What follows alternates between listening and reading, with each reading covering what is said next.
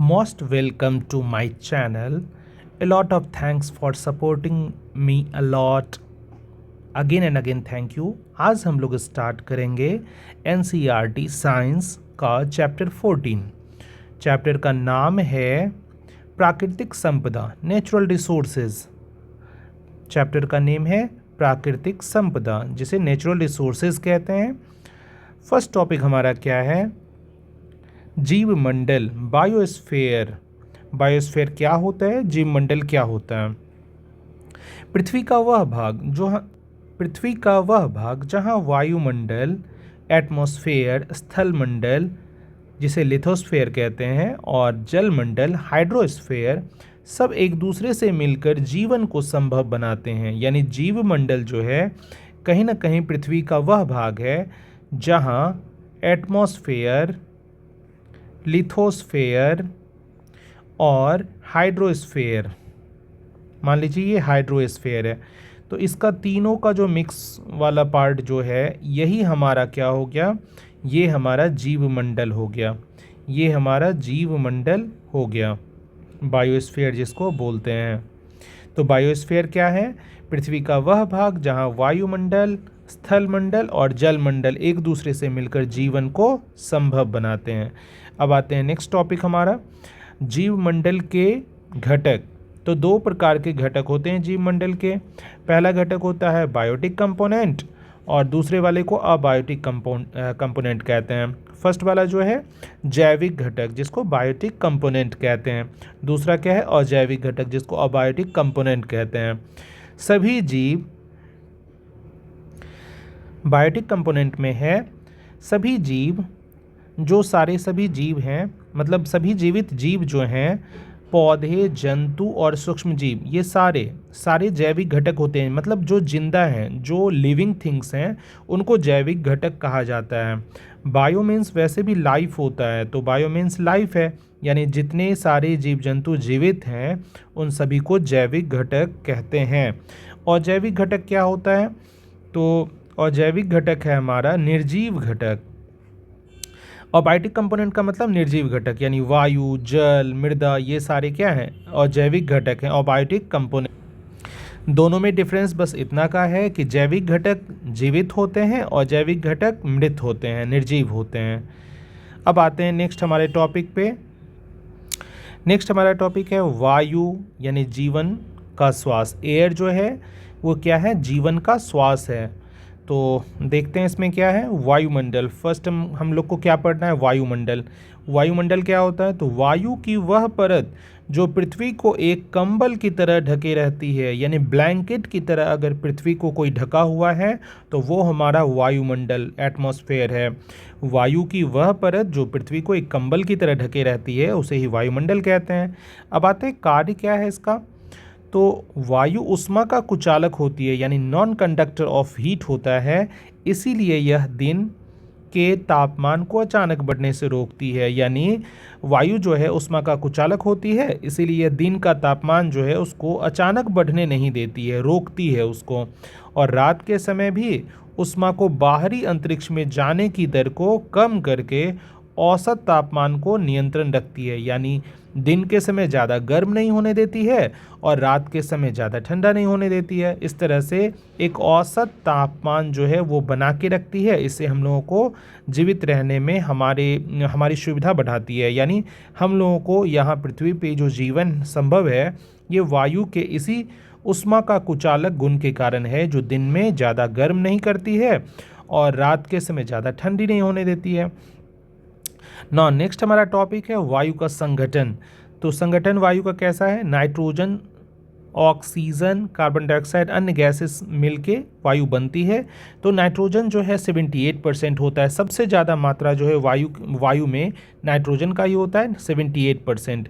उसके बाद second number पे, फर्स्ट नंबर नाइट्रोजन था, सेकेंड नंबर पे हमारा ऑक्सीजन आता है, ऑक्सीजन 21% होता है।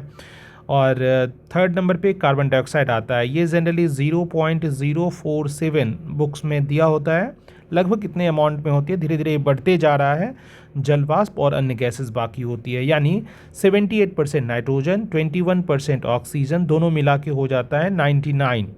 99% केवल नाइट्रोजन और ऑक्सीजन मिलके ही है, बाकी 1% में जो है अन्य गैसें जैसे कार्बन डाइऑक्साइड, जलवाष्प और अन्य गैसेस होती है। अब आते हैं नेक्स्ट, हमारा टॉपिक क्या है, पवन, विंड्स। विंड्स का निर्माण कैसे होता है, कारण क्या है, तो स्थल और जल के ऊपर वायु के असमान तापन के कारण विंड जो है कैसे बनता है। ये देखिए, एयर और विंड में डिफरेंस है। एयर क्या होता है, रुका हुआ एयर होता है। विंड क्या होता है, तो विंड जो है चलता हुआ एयर है। मतलब जब एयर जो है बहने लगे, वायु बहने लगती है तो उसको विंड कहते हैं, यानी स्लो स्लो जब मूवमेंट करने लगे वायु, उसी को विंड कहते हैं। स्थल और जल के ऊपर क्या होता है, वायु के असमान तापन के कारण होती है। जैसे कहीं पे ज़्यादा गर्म हो गया, कहीं पे कम गर्म हो गया, तो ज़्यादा गर्म वाली जो वायु है ऊपर उठ गई और कम गर्म वाली वायु जो है वो भारी होती है तो नीचे आ गई।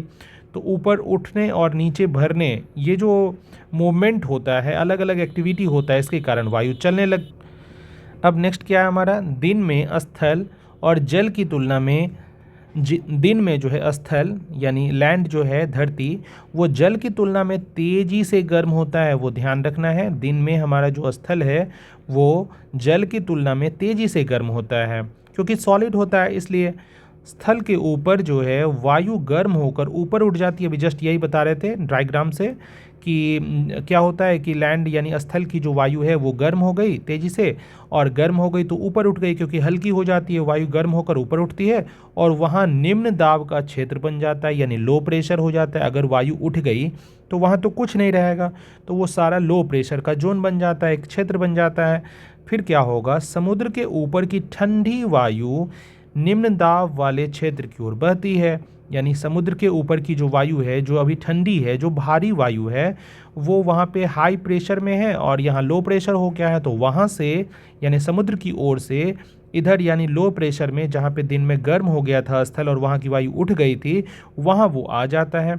और यही जो वायु आता है ना, इसी से पवन का निर्माण हो जाता है। यानी लो प्रेशर की तरफ जो हाई प्रेशर से एयर आता है, उसी से पवन का निर्माण होता है। नाउ हमारा नेक्स्ट टॉपिक है जल। जल एक अद्भुत द्रव है। कैसे, देखते हैं। जल एक अद्भुत द्रव है, देखते हैं। जलमंडल, सबसे पहले क्या पढ़ना है, जलमंडल। पृथ्वी की सतह का लगभग 75% भाग जो है वो जल है। ज़्यादातर जो समुद्र और महासागरों में ये जल हमारा है। तो पृथ्वी की सतह का 75% क्या है हमारा, तो जल है। जल का महत्व क्या है, देखते हैं। कोशिकीय अभिक्रिया यानी सेलुलर रिएक्शंस जलीय माध्यम में ही होती है। यानी हमारे बॉडी में जितने भी रिएक्शंस हैं, बॉडी में जितने भी जो रिएक्शंस होते हैं, सेलुलर रिएक्शंस हो या अन्य भी जो अभिक्रियाएं होती है, वो सारे जो हैं जल के ही माध्यम में होती है, यानी जलीय माध्यम में ही होती है। यानी हम लोग खाना कितना भी अच्छा खा लें, सांस कितने भी अच्छे से ले लें, हमारे बॉडी के अंदर जो रिएक्शंस होगी, जिनसे हमें एनर्जी मिलेगा, जिससे हमारा बॉडी का सारा वर्क होगा, वो जो होगा ना, उसको मीडियम क्या चाहिए, तो लिक्विड मीडियम चाहिए, यानी एक्वस मीडियम में ही होंगी। तो एक्वस सॉल्यूशन में होने के लिए, यानी कोशिकीय अभिक्रियाएं या अन्य अभिक्रियाएं होने के लिए हमें जल की आवश्यकता होती है। अब नेक्स्ट है हमारे शरीर में पदार्थों का संवहन, ट्रांसपोर्ट। तो घोल के रूप में जल के द्वारा होता है। यानी हमारे शरीर के अंदर जो पदार्थ हैं उनका संवहन, ट्रांसपोर्ट जो होता है, आप जानते हैं ब्लड हमारे बॉडी के अंदर, लोअर क्लासेस में भी हम पढ़े थे, बताए थे कि बहुत सारा चीज़ जो है ब्लड ट्रांसफ़र कराता है। बहुत सारे जो एलिमेंट है हमारे बॉडी में ब्लड ही ट्रांसफ़र कराता है। और ब्लड क्या होता है, बेसिकली एक घोल के रूप में होता है, यानी उसमें भी कहीं ना कहीं जल है। तो इस तरह से हम समझ सकते हैं कि शरीर में पदार्थों के संवहन के लिए घोल के रूप में जल के द्वारा ही होता है। अतः जल का महत्व बहुत ज़्यादा बढ़ जाता है। यहाँ 2 महत्व बताए गए हैं, और भी महत्व जल का हमारे बॉडी में है। नेक्स्ट हमारा टॉपिक है जल चक्र यानी वाटर साइकिल। वह प्रक्रिया होती है जिसके द्वारा जल पृथ्वी, वायुमंडल और जीवमंडल के बीच घूमता है। यानी जल पृथ्वी, वायुमंडल और जीवमंडल के बीच जो साइकिल के रूप में चलते रहता है, घूमते रहता है, इसी को जल चक्र कहते हैं। जल जो है पृथ्वी, वायुमंडल और जीवमंडल के बीच जो चलते रहता है साइकिल के रूप में, इसी को जल चक्र कहते हैं। मुख्य चरण क्या है, तो वाष्पीकरण यानी इवेपोरेशन, फिर होता है संघनन, और वर्षा यानी प्रेसिपिटेशन।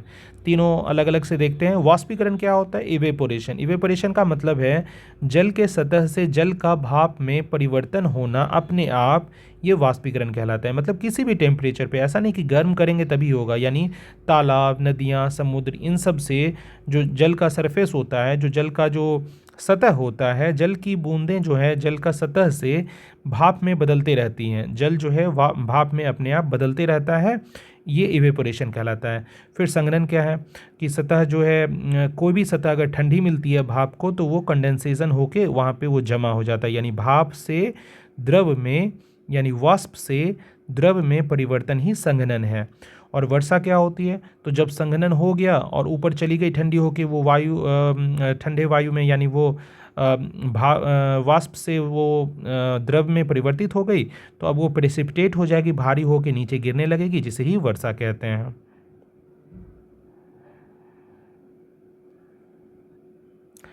अर्थात जल चक्र जो है उसमें जो चरण हैं, स्टेप्स हैं, मेनली 3 ही स्टेप्स हैं। पहला स्टेप क्या था? वाष्पीकरण। दूसरा स्टेप था संघनन।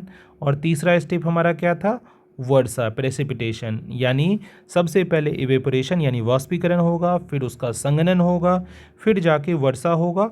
इस तरह से जल चक्र होते रहता है, बार बार ये साइकिल चलते रहता है। ना अब वर्षा के बारे में पढ़ते हैं।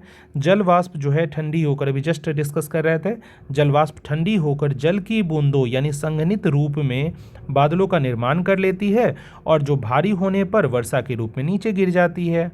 मतलब वेपर बन के ऊपर गया, संघनन होकर ऊपर जमा हो गया, और संघनन के बाद जब भारी हुआ तो वर्षा के रूप में नीचे आ गया। इस तरह से ऊपर से नीचे आने जाने के प्रक्रम को जल चक्र कहते हैं। नाउ नेक्स्ट हमारा टॉपिक है मृदा, एक संपदा।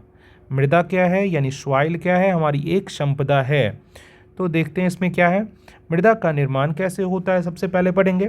मृदा कई अजैविक और जैविक कारकों द्वारा बनती है। अजैविक मतलब निर्जीव, जैविक मतलब सजीव। यानी बहुत सारे ऐसे फैक्टर हैं जो जीव द्वारा होते हैं, बहुत सारे ऐसे फैक्टर जो अजैविक यानी निर्जीव द्वारा होंगे, और उनके लगातार जो है प्रयास से फिर मृदा का निर्माण होता है। इसमें सबसे पहला पार्ट हम लोग को पढ़ना है वेदरिंग। वेदरिंग क्या होता है? तो ये करता कौन कौन है? वेदरिंग करता है सूर्य, जल, पवन और जीव। वेदरिंग होता क्या है पहले ये समझते हैं। वेदरिंग का मतलब होता है मौसम के प्रभाव, यानी अपने आप कोई भी चीज़ का टूटना, छोटे छोटे पार्ट्स में बंटना, यानी डिस्ट्रीब्यूशन और टूटना को हम लोग वेदरिंग कहते हैं। अपक्षय होता है मतलब टूटते रहते हैं कोई चीज़। अब देखते हैं इसमें पहला जो पार्ट है, सूर्य कैसे योगदान करता है। तो दिन में पत्थरों को गर्म करता है। दिन में जो सूरज का सनलाइट आता है ना, तो सूरज के प्रकाश में दिन में क्या होता है कि पत्थर फैलते हैं, तो उससे वो गर्म होकर फैल जाते हैं। रात में फिर वो सिकुड़ते हैं, ठंडे होकर सिकुड़ जाते हैं। और इस इस असमान फैलाव, ये जो इनडिफरेंट फैलना और सिकुड़ना होता है, फैलाव कभी होता है फिर संकुचन होता है, से पत्थरों में दरारें आ जाती हैं। यानी सूर्य के गर्मी से, अर्थात अपक्षय वेदरिंग में सूर्य क्या करता है? तो सूर्य क्या करता है? दिन के समय पत्थरों को गर्म करता है तो वो फैल जाते हैं, रात के समय वो ठंडा कर देता है तो सिकुड़ जाते हैं। अब इससे क्या होगा? असमान फैलाव होगा, फिर संकुचन होगा, इससे पत्थरों में दरार आ जाती है। तो इस तरह से वेदरिंग यानी टूटने का प्रोसेस होने लगता है। तो ये पहला पार्ट था। अब दूसरा देखते हैं जल कैसे वेदरिंग करवाता है यानी अपक्षय करवाता है।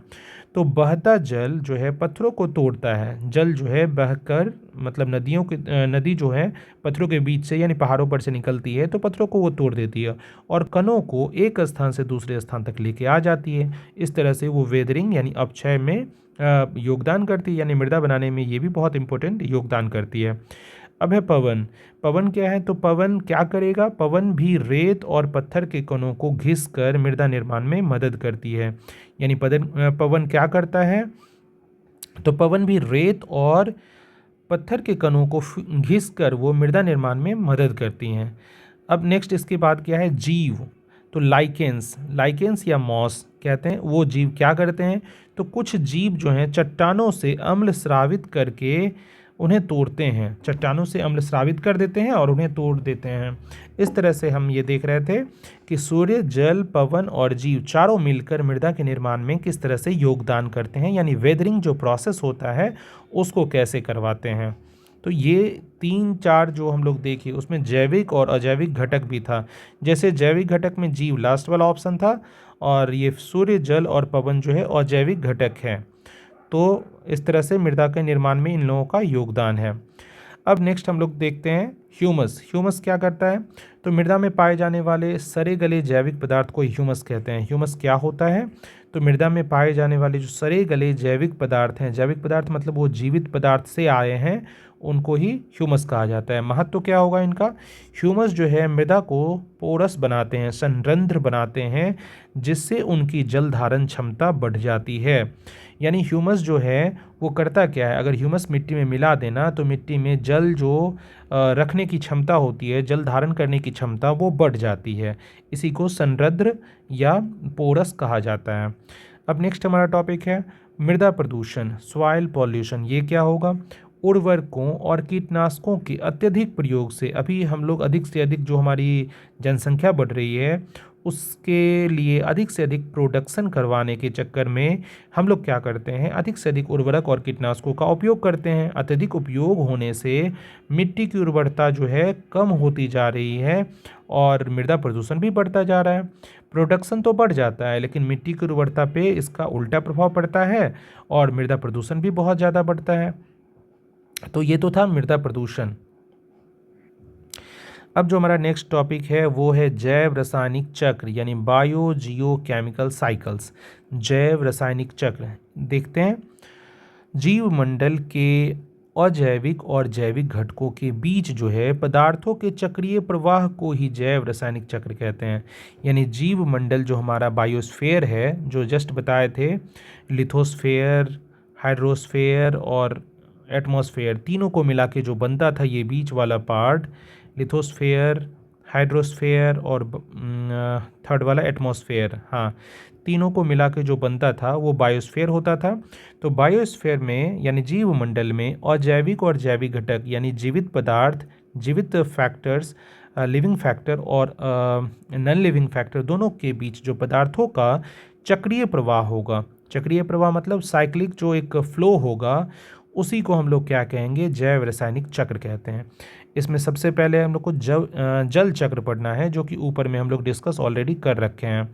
अब जो हम लोग को पढ़ना है वो नाइट्रोजन चक्र है, नाइट्रोजन साइकिल। वो कैसे होगा? तो नाइट्रोजन साइकिल में सबसे पहला हम लोग को पढ़ना है, वायुमंडल में जानना है कि 78%, वायुमंडल में कितना परसेंट नाइट्रोजन होता है? तो वायुमंडल में 78% नाइट्रोजन का पौधों द्वारा प्रत्यक्ष उपयोग संभव नहीं है। ऐसे वायुमंडल में तो 78% नाइट्रोजन होता है, लेकिन पौधे उनका प्रत्यक्ष उपयोग जो है ना, डायरेक्ट वो नहीं उपयोग कर सकते हैं। अब क्या होगा? तो नाइट्रोजन स्थिरीकरण के लिए जीवाणु को मदद करना होगा। नाइट्रोजन फिक्सेशन जो है जीवाणु करते हैं। राइजोबियम नाम के जीवाणु जो हैं वायुमंडलीय नाइट्रोजन को नाइट्रेट्स में यानी उपयोगी यौगिकों में बदल देते हैं। कुछ पौधे होते हैं जैसे दलहन के जो कुछ पौधे हैं उनमें क्या होता है, राइजोबियम नाम के जीवाणु पाए जाते हैं जो वायुमंडलीय नाइट्रोजन को डायरेक्ट क्या करते हैं, उनके यौगिक में यानी नाइट्रेट्स में कन्वर्ट कर देते हैं। इस तरह से क्या होता है कि पौधे उनका उपयोग कर पाते हैं। इस तरह से पौधे उनका उपयोग कर पाते हैं, यानी पौधे जो है ऐसे नाइट्रोजन जो है वायुमंडल में है बहुत ज़्यादा 78%, लेकिन वो गैसियस वे में है।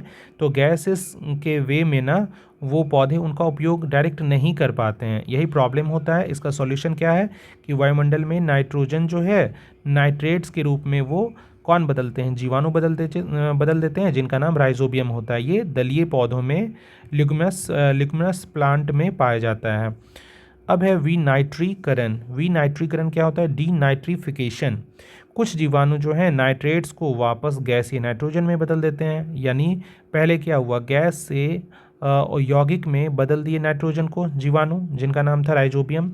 अब उसके बाद फिर क्या होगा कि कुछ जीवाणु ऐसे होते हैं जब ये जो यौगिक बनाता ना नाइट्रेट्स, वो या तो पौधे में या तो जंतुओं में किसी न किसी रूप में मौजूद था। अब जब उनको विघटन करेंगे, उनका अपघटन होगा, तो वो जीवाणु क्या करेंगे, नाइट्रेट्स को वापस गैसीय नाइट्रोजन में बदल देते हैं। इस तरह से नाइट्रोजन साइकिल भी कंप्लीट हो जाता है। अब जो नेक्स्ट हमारा पार्ट है वो है कार्बन साइकिल, कार्बन चक्र।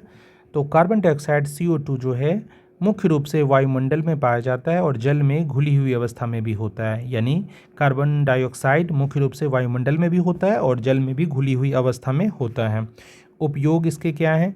तो हरे पौधे जो हैं वो प्रकाश संश्लेषण में यानी फोटोसिंथेसिस वाले प्रोसेस में CO2 को ग्लूकोज में बदल देते हैं। यानी गैसियस CO2 जो है उसको ग्लूकोज में हरे पौधे प्रकाश संश्लेषण के दौरान उपयोग कर लेते हैं। फिर इसके बाद वापसी कैसे होगी? तो श्वसन जब होता है या दहन होता है या अपघटन होता है, उसमें क्या होता है कि CO2 वायुमंडल में वापस आ जाती है। यानी वापसी फिर CO2 का कैसे होगा?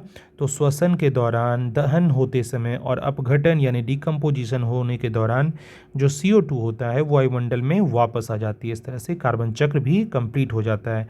यानी CO2 पहले प्रकाश संश्लेषण में यौगिक यानी ग्लूकोज में बन जाता है, फिर ग्लूकोज जो अपघटन होता है, दहन होता है या श्वसन होता है, तो एनर्जी देने के बाद ये CO2 वापस गैस में कन्वर्ट होकर वायुमंडल में चली जाती है।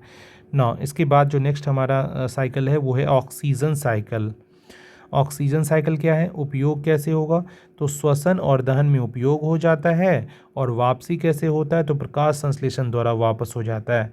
मतलब कोई भी गैस या कोई भी नाइट्रोजन या हम लोग जल चक्र, कोई भी चीज़ जो साइकिल पढ़ रहे थे, बेसिकली हो क्या रहा था, एक तरफ से स्टार्ट होगा यूज होना, दूसरी तरफ से वो फ्री होकर वायुमंडल में आ जाएगा। पहले यौगिक में कन्वर्ट होगा, फिर उससे गैस बन जाएगा, फिर उसके बाद गैस से यौगिक में आ जाएगा। एक तरह से वो सॉलिड से गैस में जो बार बार कन्वर्ट होते रहता है ना, उसी को हम लोग साइकिल के रूप में जानते हैं। ऑक्सीजन साइकिल भी क्या है? तो उपयोग में श्वसन और दहन में उपयोग हो जाता है और फिर वापसी कैसे होती है? तो वापसी हमारा प्रकाश संश्लेषण द्वारा ये हमारे वायुमंडल में फिर से आ जाती है। तो इस तरह से ये टोटल साइकिल था, नाउ कंप्लीटेड। इसके बाद लास्ट टॉपिक हमारा है पर्यावरण संबंधी मुद्दे। जो नेक्स्ट टॉपिक है हमारा पर्यावरणीय संबंधी मुद्दे यानी इन्वायरमेंटल इश्यूज़। ये क्या है? तो वायु प्रदूषण, जल प्रदूषण, इन सब के बारे में हम लोग को पढ़ना है और ओजोन परत का जो क्षरण होता है इन सब के बारे में। तो बुक में बहुत अच्छे से दिया हुआ है कि वायु प्रदूषण जो है जीवाश्म ईंधन के दहन से सल्फर और नाइट्रोजन के ऑक्साइड निकलते हैं। जब भी जीवाश्म ईंधन यानी पेट्रोल, डीजल, कोल ये सब जो जलता है, दहन होता है, तो सल्फर और नाइट्रोजन के ऑक्साइड निकलते हैं जो अम्लीय वर्षा कराते हैं। यानी जो अम्लीय वर्षा यानी एसिड रेन कराते हैं और वायु प्रदूषण भी होता है बहुत ज़्यादा। तो जल प्रदूषण फिर क्या है कि उद्योगों और सीवेज से निकलने वाले अपशिष्ट जो हैं जल द्वारा, मतलब जल में मिलकर वो अपशिष्ट जल प्रदूषण कराते हैं। तो ये बहुत सारे पर्यावरण को दूषित करते हैं। यानी वायु प्रदूषण, जल प्रदूषण, ओजोन परत के क्षरण, ये सब से हमारी पर्यावरण बहुत ज़्यादा दूषित होती है। जल प्रदूषण में क्या था? उद्योग और सीवेज से निकलने वाले जल जो है अपशिष्ट जल द्वारा जल को प्रदूषित कर देते हैं। तो इस तरह से वो नदी नालों के थ्रू नदी और समुद्र में जाके उन जल को प्रदूषित करते हैं। तीसरा पार्ट है हमारा ओजोन परत का क्षरण, ओजोन लेयर डिप्लीशन। ये कैसे होगा? तो ओजोन परत जो है पृथ्वी को, आप जानते हैं कि सूर्य से आने वाली परावैंगनी किरणों से बचाती है। इम्पोर्टेंस ओजोन परत का क्या है कि ओजोन परत पृथ्वी को सूर्य से आने वाली जो हमारी अल्ट्रावायलेट रेज होती है यानी परावैंगनी किरणें, उनसे हमारी रक्षा करती है, बचाती है। लेकिन अगर आप वायुमंडल में बहुत ज़्यादा CFC यानी क्लोरोफ्लोरोकार्बन और भी इस तरह के बहुत सारे मानव निर्मित यौगिक हैं जो इसके कारण हमारा क्या होता है, हम लोग बहुत ज़्यादा इसका यूज़ कर रहे हैं, तो ओजोन परत का जो है वो छिद्र हो जाता है, ओजोन परत का क्षरण हो जाता है, डिप्लीशन हो जाता है।